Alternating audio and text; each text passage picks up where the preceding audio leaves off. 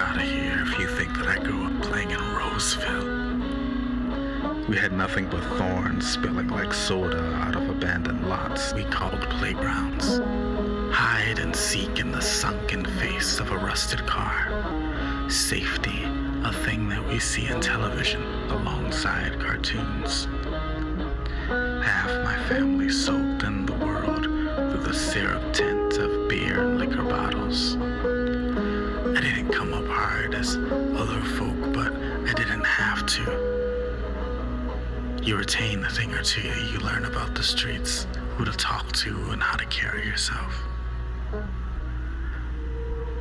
But with all that, no one asked for something like this. I never once heard the old lady ask something like this.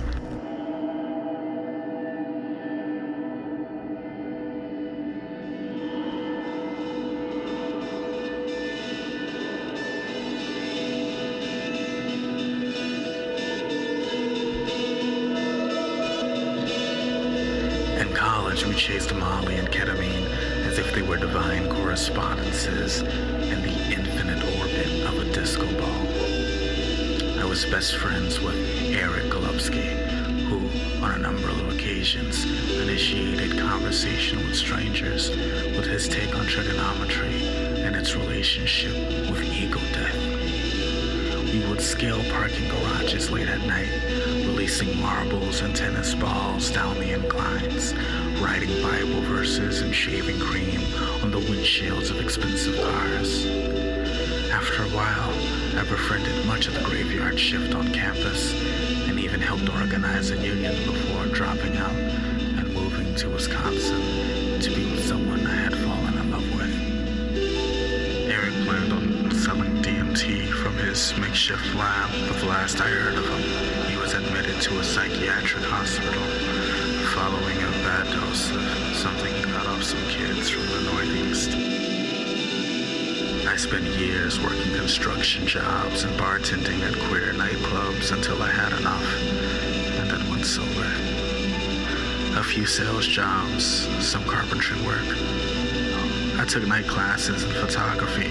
Eventually I was able to make a meager living and travel, taking analog pictures of the great Midwest. There was something serene, I thought, about finding a moment in time and being able to hold on to that moment forever, no matter how real or unreal, no matter how contrived. I was working on a particularly moving series on prize-winning vegetable gardens when the old lady called. She said she needed something. She needed it bad.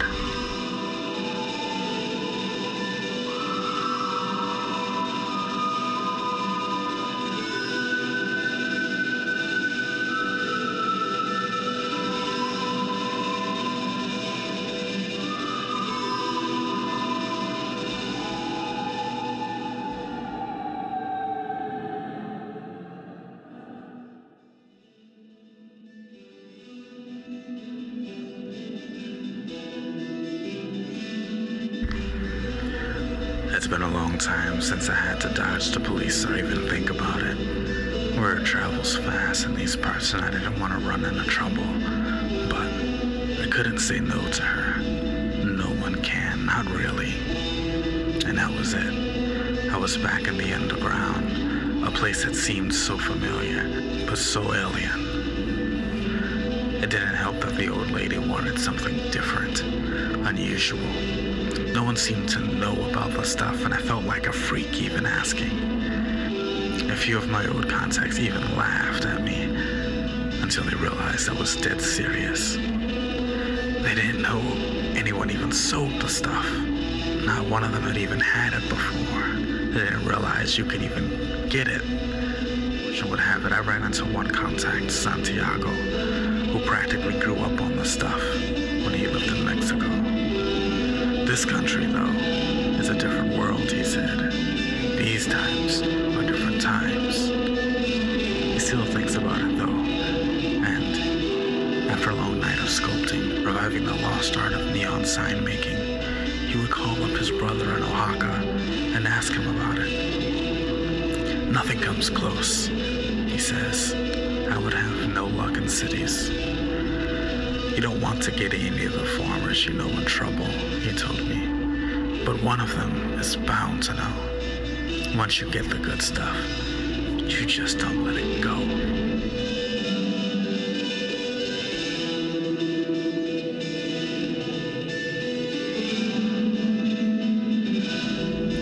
I hesitated for a week, but the old lady kept calling. I pleaded that she consider her health. No one even does this stuff. She didn't know how much longer she had. She didn't mind the risks, so I went to a few of the farmers I could trust, anti-government, freedom of the people types. Sure enough, they all had tried the stuff, and I could even sample it, but it was too risky to sell. One of them, an old man who went by Mr. Peck, says he knew a woman who lived out in the hills. You have to say it's for a dog or something. She's a good Christian woman, he said. She wouldn't sell it for human consumption. I let the old lady know that I found a source as he supplied me with the cash.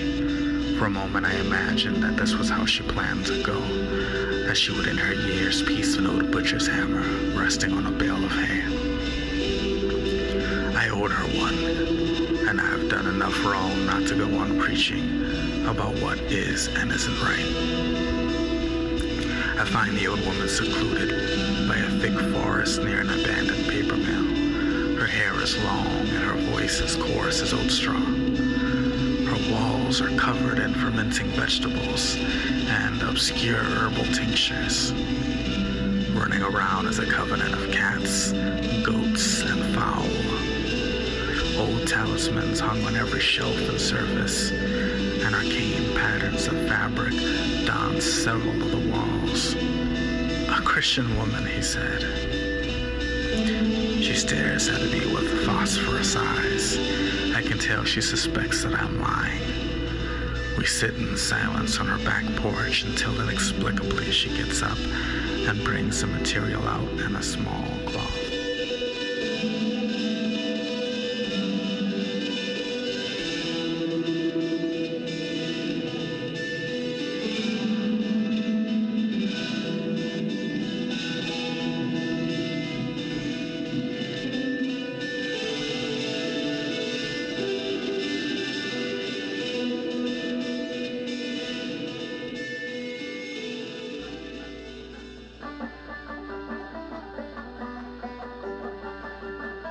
What sort of pet you have? A hedgehog. A hedgehog.